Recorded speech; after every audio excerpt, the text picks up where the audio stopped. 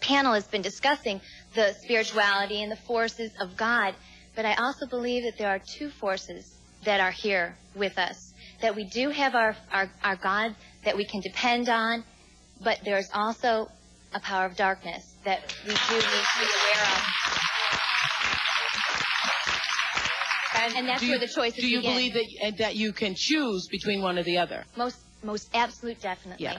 Now, we are given that choice. Now, Marianne Williamson says in her book, Return to Love, that we're always walking in the direction of one or the other, that all of your actions in life, either you're moving toward the darkness or you're moving toward the light. That's right. She calls it fear and love. There's this wonderful book called Ishmael by Daniel Quinn, which is... Anyway, it's a gorilla talking, but anyway, it talks about one of the points it brings out is one of the mistakes that human beings make is believing that there is only one way to live. That's and right. That we don't accept that there are diverse ways of being in the world, that there are millions of ways to be a human being. Please God? And many ways, but many paths to what you call God. And her path might be something else, and when she gets there, she might call it the light.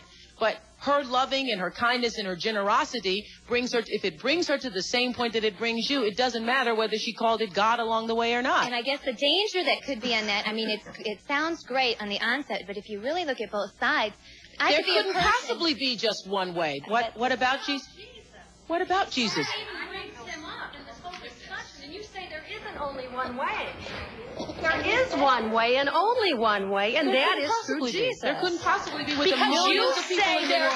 There couldn't possibly be. Because you intellectualize it and say there isn't. If you don't believe that, you're all buying into the lie. But that makes you right. Do you think that if you are somewhere on the planet, if you're somewhere on the planet and you never hear the name of Jesus, you never hear the name of Jesus, but yet you live with a loving heart, you lived as Jesus would have had you to live, you lived for the same purpose that Jesus came to the planet to teach us all, but you are in some remote part of the earth and you never heard the name of Jesus. You cannot get to heaven, you think? And that is covered in the scriptures, too. People are talked about that. God knows the heart. Does God care about your heart, or God care about if you call his son Jesus? Well, you know, Oprah, Jesus cannot come back until that gospel is preached in the four corners of this earth. So, figure it out. Okay, I can't get into a religious argument with you. It's not religion, Oprah. I can't get into a religious argument with you. John.